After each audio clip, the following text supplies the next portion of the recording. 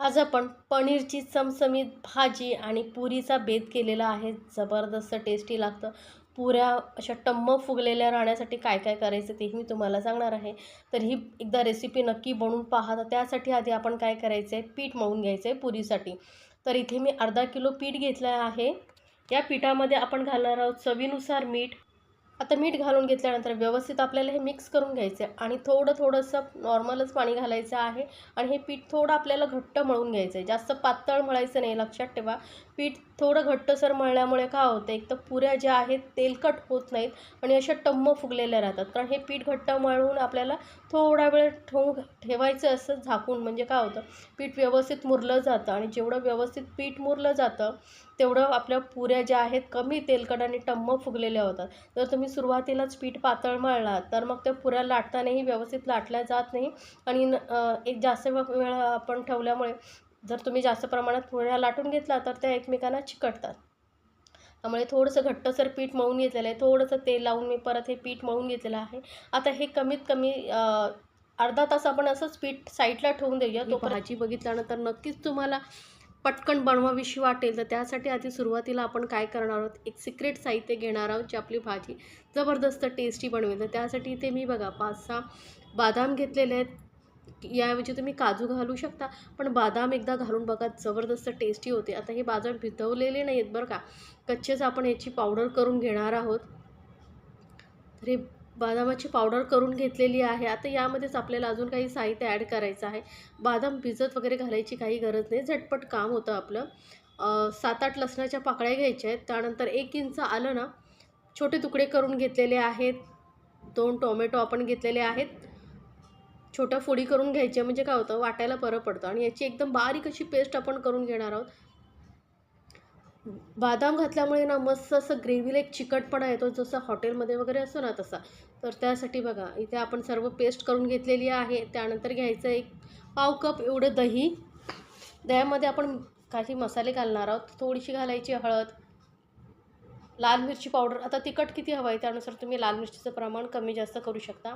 आणि काश्मीरी लाल मिरची पावडर घालते, यामुळे भाजीला कलर खूप छान येतो. आणि एक धने पावडर घालायचा 1 चमचा. सोबतच किचन किंग मसाला घालते इथे मी. यामुळे भाजी ना जबरदस्त टेस्टी होते. नसेल तर मग तुम्ही सब्जी मसाला वगैरे जे असेल तेही वापरू शकता. कसुरी मेथी ना मी घालते. कसुरी मेथी तव्यावरती थोडीशी गरम करून अशी पावडरसारखी करून ठेवायची. यामुळे ही भाजीला मस्त एकदम रेस्टॉरंटसारखी टेस्ट येते. तर आता हे सर्व मसाले आपण व्यवस्थित दह्यामध्ये मिक्स करून घेतल्यामुळे काय होतं, दही फाटत नाही. त्यामुळे दह्यामध्ये हे मसाले मिक्स करून घेतले. आता हे थोडंसं दही घट्ट झालं आहे मसाले घातल्यामुळे, तर थोडंसं पाणी घालूया आपण आणि थोडंसं हलकंसं पातळसर करून घेऊया आपण. मसाले चांगले फेटून घ्यायचं बरं का, म्हणजे दही व्यवस्थित फेटलं जाईल आणि आपल्या ग्रेव्हीला टेक्स्चर खूप छान येईल. तर आता बघा मस्त मसाले मिक्स करून झालेले आहेत. आता वळूया गॅसकडे. तर गॅसवरती मोठी कढई ठेवते, त्यामध्ये घेते मोठे 2 चमचे तेल. आता तेल गरम झाल्यानंतर यामध्ये मी घालते 1 चमचा बटर. बटरमुळे तुम्हाला आवडत असेल तर घाला, पण आपल्याला रेस्टॉरंटसारखं जर भाजी बनवायची असेल ना तर बटर नक्की घाला. त्यानंतर खडे मसाले घेते. एक मोठा तेजपत्ता 2 तुकडे करून घेतलेले, एक छोटा दालचिनीचा तुकडा घेतलेला आहे. एक चमचा मी इथे शहाजिरं घेतलेलं आहे. तर नॉर्मल जिरं असेल तेही घालू शकता. शहाजिऱ्यामुळे टेस्ट छान येते, त्यामुळे मी घेतलेलं आहे. आता हे जिरं थोडंसं तडकू द्यायचं आहे. बघा जिरं चांगलं तडकलं गेल्यानंतर यामध्ये 2 कांदे बारीक चिरून घ्यायचे. शक्य होईल तेवढं तुम्ही बारीक चिरून घ्या, यामुळे ग्रेव्हीला टेक्स्चर छान येतं. जर जाड असेल ना तर ग्रेव्ही पण अशी दरदरीत वाटते. त्यामुळे एकदम शक्य होईल तेवढं बारीक चिरून घ्यायचं आहे कांदा.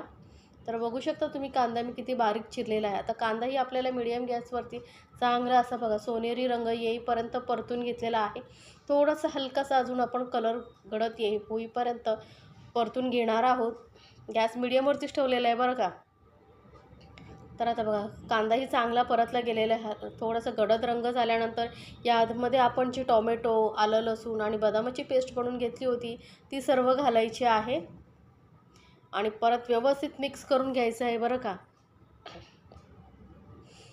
तर यामध्ये बदामाची पेस्ट घातलेली आहे, त्यामुळे खाली लागू शकतं. त्यामुळे आता काय करायचं, आपल्याला गॅस एकदम मंद करायचं आहे. मंदपेक्षा थोडंसं कमी जास्त ठेवलात तरी चालेल, पण एकदम मीडियम नाही ठेवायचे. मिडियमपेक्षा कमी करायची आणि आपल्याला व्यवस्थित मिक्स करून घ्यायचं आहे. आता याला कव्हर करून आपण 2 मिनटं शिजू द्यायचं आहे, म्हणजे टोमॅटोचा जो कच्चेपणा आहे तो पूर्णपणे गेला पाहिजे. त्यासाठी 2 मिनटं आपण हे शिजवून घेणार आहोत. तर बघू शकता ग्रेव्ही आपली छान अशी शिजत चाललेली आहे. टोमॅटोही चांगला शिजलेला आहे, कारण साईडने कडेने बघा तेल सुटलेलं आहे. आता हे व्यवस्थित आपण मिक्स करून घेऊया. थोडा वेळ लागतो ग्रेव्ही परतण्यासाठी, तेव्हाच आपल्याला ती भाजीची टेस्ट येणार आहे. जशी रेस्टॉरंटमध्ये वगैरे असते, तर घरी आपण व्यवस्थित बनवू शकतो.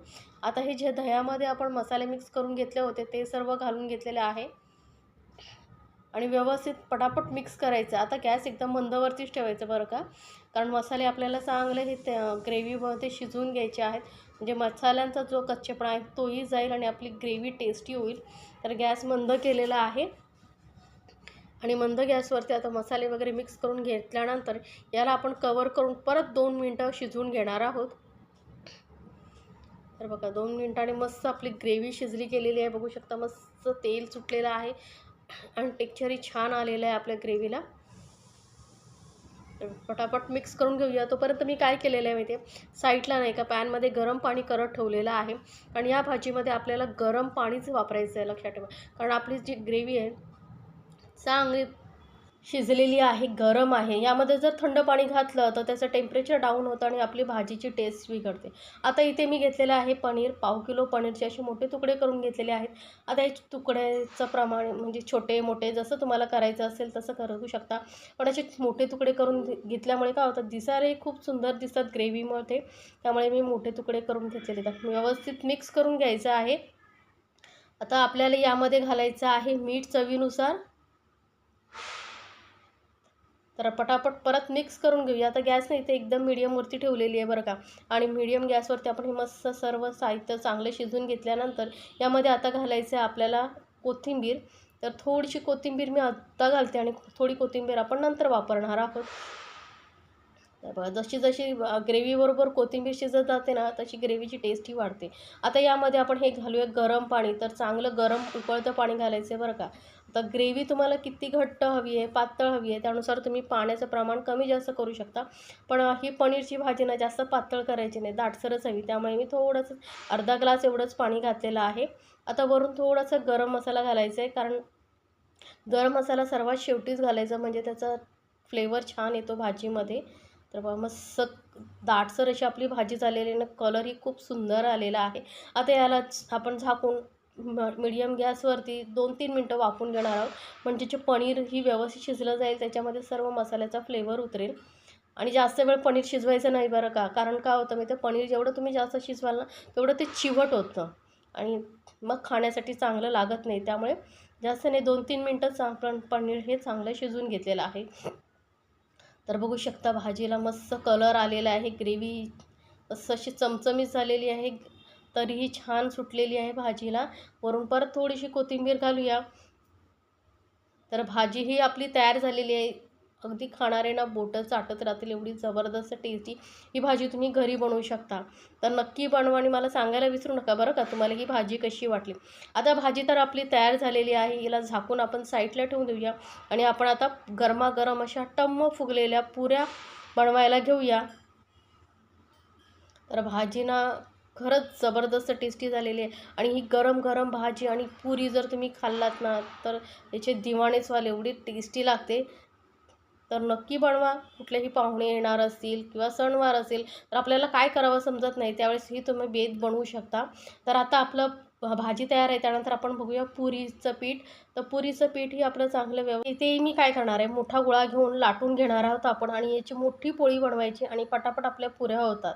त्यामुळे जर तुम्हाला असं नसेल करायचं तर तुम्ही छोटे छोटे बॉल घेऊन त्याच्या छोट्या छोट्या पुऱ्या लाटू शकता.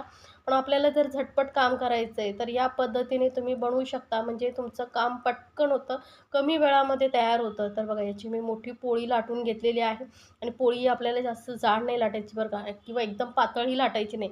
जास्त जाड लाटलात ना तर पुऱ्या थोड्या वेळाने चिवट होतात आणि जर पातळ लाटलात तर पुऱ्या पुऱ्या ज्या आहेत कडक होतात. आता मोठी पोळी लाटून घेतल्यानंतर अशी एखादी वाटी वगैरे घ्यायची किंवा पुरी कटर वगैरे, त्याने छोट्या छोट्या अशा पुऱ्या कट करून घ्यायचं. असं केल्याने काय होतं, पुऱ्या एकसमानही होतात आणि आपलं कामही पटापट होतं. तर बघा याच्या छोट्या छोट्या अशा मी पुऱ्या कट करून घेते. तर या पद्धतीने आपण याच्या पुऱ्या कट करून घेऊया आणि पटापट बाकीच्याही पुऱ्या लाटून घेऊया. तर कढईमध्ये मी तेल गरम करत ठेवलेलं आहे आणि तेल बरं का चांगलं गरम पाहिजे, कडकडीत तापलेलं पाहिजे. त्यानंतरच आपण यामध्ये पुऱ्या तळून घ्यायच्या आहेत. म्हणजे काय होतं, तेलकट होत नाहीत पुऱ्या. जर कोमट तेलामध्ये तळून घेतला तर पुऱ्या ज्या आहेत तेल जास्त शोषून घेतात आणि तेलकट होतात. त्यामुळे तेल तापलेलं पाहिजे. त्या कढईमध्ये मी एका वेळेस 2 किंवा 3 पुऱ्याच घालायच्या, जास्त घालायच्या नाही. म्हणजे त्याने व्यवस्थित फुलायला जागाही पाहिजे. त्यामुळे मीडियम गॅसवरती आता आपण ह्या पुऱ्या तळून घेणार. थोडासा हलका सोनेरी कलर येईपर्यंत तळून घ्यायच्या, म्हणजे व्यवस्थित पुऱ्या तळल्या जातात, कच्च्या राहत नाहीत आतून. तर हे बघा मस्त कलर आलेला आहे. आपण याला पलटून दुसऱ्या साईडने असं तळून घेऊया. त्यामुळे गॅस मीडियमवरतीच ठेवायचा आहे. तर बघू शकता मस्त कलर आलेला आणि पुरे एकदम अशा टम्म फुगलेले आहेत. अशाच आपल्याला ह्या पुऱ्या तळून घ्यायच्या आहेत. बघू शकता मस्त कलर आलेला आहे आणि जास्त वेळ अशाच टम्म फुगलेल्या राहतात. तर एकदा नक्की बनवा आणि मला सांगायला विसरू नका. तर आपल्या भाजीही तयार आहे, पुऱ्याही तळून होत आहेत. तर मी पटापट याच पद्धतीने बाकीच्याही पुऱ्या तळून घेते. आपली ही पुरी आणि चमचमीत अशी पनीरची भाजी झालेली आहे तयार. तर एकदा बनवा आणि मला सांगायला विसरू नका बरं का, तुम्हाला ही रेसिपी कशी वाटली. अशा छान छान रेसिपीसाठी आपल्या चॅनलला सबस्क्राईब करायलाही विसरू नका. सोबतच बेल आयकॉनवरती नक्की क्लिक करा, म्हणजे काय होईल, माझ्या नवीन रेसिपीची नोटिफिकेशन